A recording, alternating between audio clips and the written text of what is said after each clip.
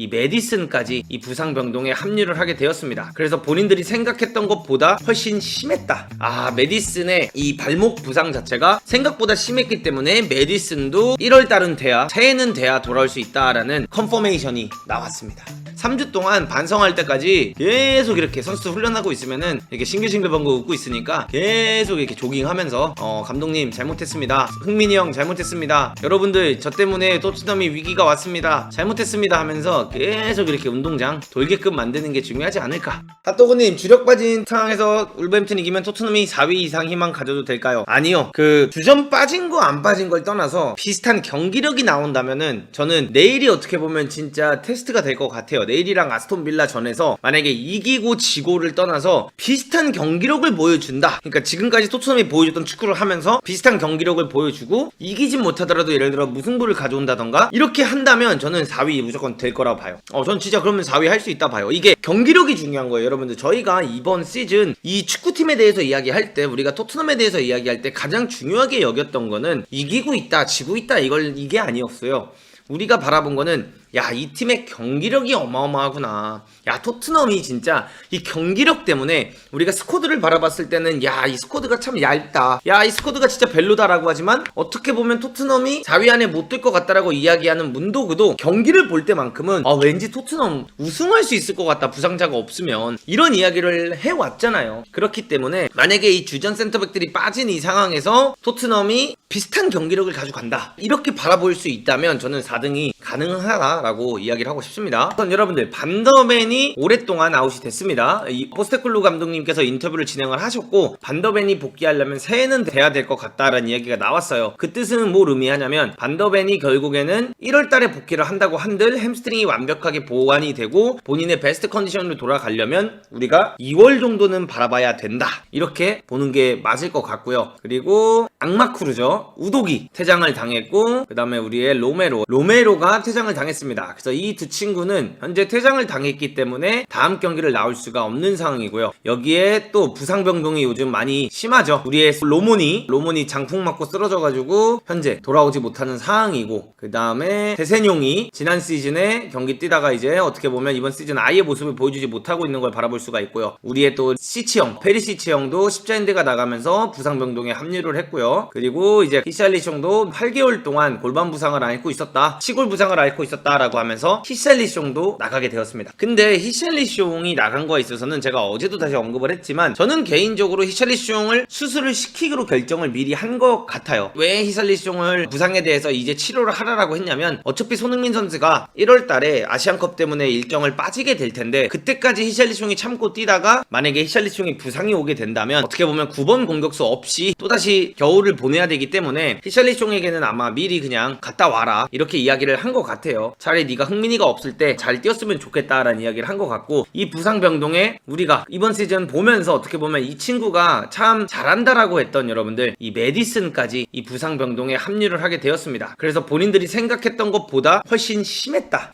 메디슨의 이 발목 부상 자체가 생각보다 심했기 때문에 메디슨도 1월달은 돼야, 새해는 돼야 돌아올 수 있다라는 컨퍼메이션이 나왔습니다. 근데 이제 여러분들 보시면 아시겠지만 사실상 여기 우독이랑 로메로는 퇴장을 당했던 거잖아요. 그래서 이 두 친구는 어차피 조만간 돌아오게 되지만 여기서 주전 선수들이다 라고 바라보면 토트넘이 이제 3명의 선수가 나갔다라고 볼 수 있죠. 어쨌든 간에 존슨이 들어와서 지난 경기 때 굉장히 잘했지만 계속해서 히샬리숑이 선발로 나오고 있던 상태였기 때문에 이제 히샬리숑까지 나가면서 주전에 3명의 공백을 느끼게 되었다라는 것을 우리가 바라볼 수가 있습니다. 그래서 토트넘이 어떻게 보면 냉정하게 비상이 걸렸다라는 거를 바라보는 게 맞고요. 우리가 수비진을 이제 한번 봐야 되는데 4명 중에 3명이 나갔잖아요. 그래서 우리가 에릭 다이어를 믿어야만 하는 순간이 왔고요. 그리고 에릭 다이어와 누가 과연 뛸 것 같냐라는 이야기가 나오고 있는데, 벤 데이비스도 원래 부상 병동에 있었는데 벤 데이비스가 여러분들 부상으로부터 복귀를 했다라고 합니다. 그렇기 때문에 벤 데이비스가 이제 어떻게 보면 합류할 수 있는 상황이 되었고요. 이 자리를 뛸 수 있는 선수 중 하나가 또 누가 있냐? 필립스, 어린 선수인데 21세에서 이제 올라온 선수죠. 이 선수도 뛸 수 있다라는 이야기가 나오고 있는데, 필립스가 사실은 아직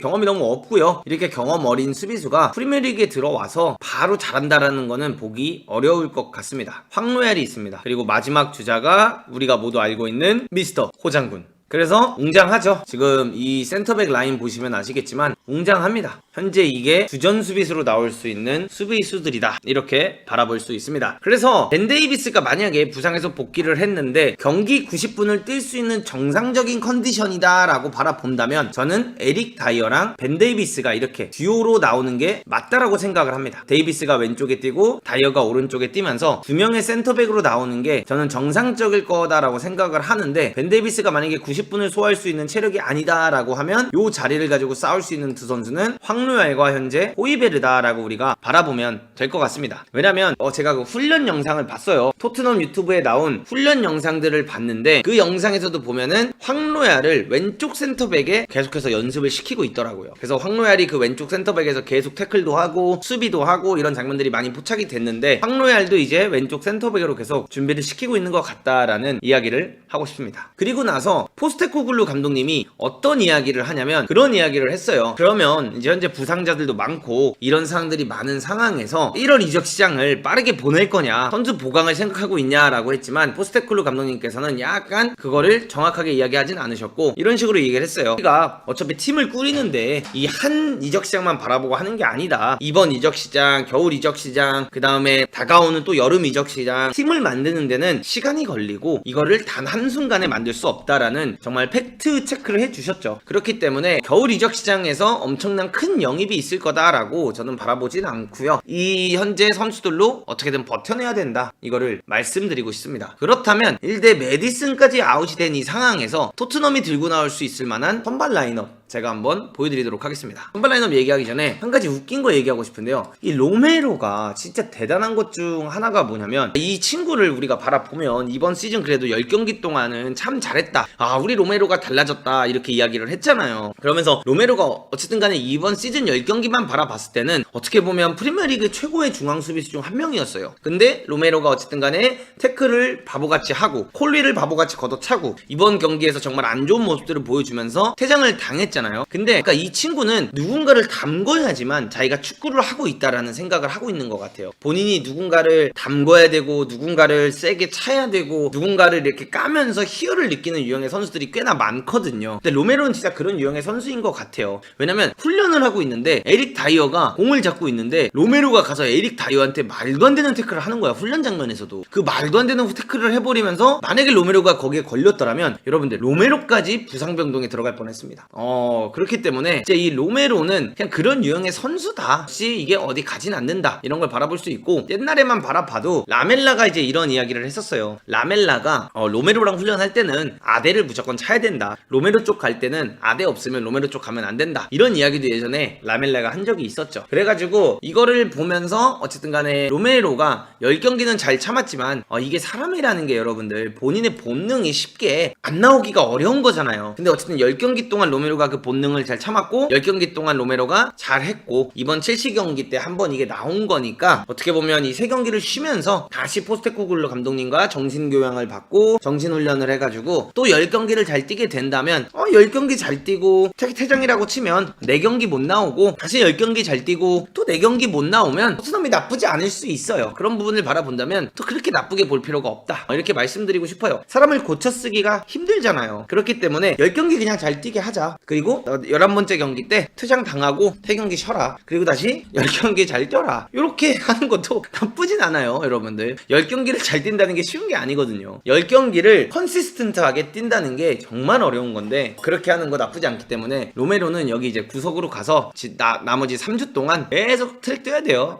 훈련도 시키지 말고 그냥 로메로는 3주 동안 반성할 때까지 계속 이렇게 선수 훈련하고 있으면은 이렇게 싱글벙글 웃고 있으니까 계속 이렇게 조깅하면서 감독님 잘못했습니다, 흥민이 형 잘못했습니다, 여러분들 저 때문에 토트넘이 위기가 왔습니다, 잘못했습니다 하면서 계속 이렇게 운동장 돌게끔 만드는 게 중요하지 않을까. 다 돌고 나서 이제 힘들면은 슬금슬금 들어와가지고 물 마시면서 감독님 저도 이제 4대2 해도 되겠습니까? 이렇게 하는 게 아니라 여기 구석에 가서 계속 지켜보게끔 만들어야 됩니다. 이렇게 하면은 되지 않을까라고 생각을 하고요. 내일 울버햄튼과의 라인업 어떻게 나올 거냐라고 바라본다면 저는 이렇게 보고 있습니다. 여러분들 일단은 벤 데이비스의 여부가 굉장히 중요한데 일단 일단은 뭐 복귀를 했다라고 해요. 벤 데이비스냐, 황로얄이냐, 호이베르냐 이렇게 세 명이 요 자리를 가지고 싸울 텐데 벤 데이비스가 정상이라면 무조건 벤 데이비스가 나오는 게 맞다고 생각을 하고요. 벤 데이비스가 아직 뛸 상황이 아니다라고 하면은 이 자리는 호이베르와 황로얄의 싸움이 될 거다라고 바라볼 수가 있습니다. 근데 호이베르랑 황로얄이 요 자리를 나온다라고 보면 이제 걱정되는 것 중 하나가 누가 더 안정감이 있을까? 이게 중요하죠. 그렇게 되면은 왼쪽 백이 없어요. 왜냐? 요 친구를 임대 보냈었거든, 레길로는. 그렇기 때문에 뭔가 이렇게 된 이상 황로얄이 왼쪽 백을 가고 호이베르가 나오는 게 정배지 않을까라는 생각은 합니다. 이게 정배라고 생각은 하는데 우리의 그 호 감독님은 그 정배를 어긋나는 선택들을 하시는 분이고 도박수를 두시는 분이기 때문에 어떻게 나오게 될지 굉장히 궁금해요. 왜 그러냐면 우리가 여러분들 호이베르를 여기다 뜨고 황로얄을 여기다 뜯긴다고 생각을 해봅시다. 그리고 나서 오른쪽은 어차피 굉장히 이번 시즌 좋은 활약을 펼쳐주고 있는 미스터 뽀로가 나오게 될 거잖아요. 그리고 요 앞에는 위어 비수마 수비형 미드필더를 지켜주고 셉세비가 우측 가주고 앞에 사르 오른쪽 나와주고 우리가 이제 가장 걱정했던 것 중 하나가 뭐냐면 메디슨이었거든요. 근데 메디슨이 부상을 당하면서 이 자리를 이제 과연 로셀소가 나오게 될 것이냐 벤탄쿠르가 나오게 될 것이냐 이게 저는 진짜 중요하다고 봐요. 그리고 왼쪽에는 당연히 이제 부상들이 생기기 시작했기 때문에 존슨이 나오게 될 거고 공격수에는 아워 캡틴 손 이렇게 손흥민 선수가 나오게 될 거라고 저는 생각을 합니다. 근데 여기서 저는 참 아쉬웠던 것 중 하나가 지난 두 경기 보면 여러분들 크리스탈 팰리스전이 있었고 첼시전이 있었습니다. 근데 크리스탈 팰리스 전에는 벤탄쿠르의 복귀전이었잖아요. 근데 벤탄쿠르의 복귀전이었는데 그때 당시에 로셀소가 벤치에 있었는데도 불구하고 로셀소한테 경기 투입을 시키지 않았어요. 근데 벤탄쿠르가 어쨌든 간에 대신해서 들어왔고 그 다음 첼시 경기에서도 교체를 5명을 가져갔는데 로셀소에게 기회를 주지 않았었어요. 그렇기 때문에 로셀소가 현재 기분이 많이 안 좋을 수 있다라고 저는 바라보고 있습니다. 이게 선수라면 뭐 교체 그러니까 메디슨한테 밀려서 본인이 교체에 앉은 것까지는 괜찮아. 근데 채로도 이제 막 복귀한 벤탄쿠르보다 본인이 더 늦게 들어가고 못 들어가는 걸 느끼면서 로셀소가 충분히 마음이 아플 수 있고 스트레스를 받고 있을 수 있다라는 생각을 하고 있어요. 그래서 이런 부분에서 왠지 저는 벤탄쿠르를 내보내지 않을까라는 생각을 하고 있습니다. 근데 이 벤탄쿠르가 경기 뛰는 거 보면 아직 정상적인 컨디션은 아니에요. 그래서 정배는 로셀소가 나오는 게 맞아요. 정배는 로셀소가 나오는 게 맞는데 어쨌든 간에 벤탄쿠르가 왠지 교체로 먼저 들어온 거 보면 벤탄쿠르가 나올 수도 있지 않을까라는 생각을 하고 있습니다. 근데 여기서 이제 우울한 게 있습니다, 여러분들. 이렇게 선발 라인업이 나오고 뭐 로셀소가 벤치에서 시작을 한다고 하면은 이 벤치 멤버를 한번 제가 보여드릴게요.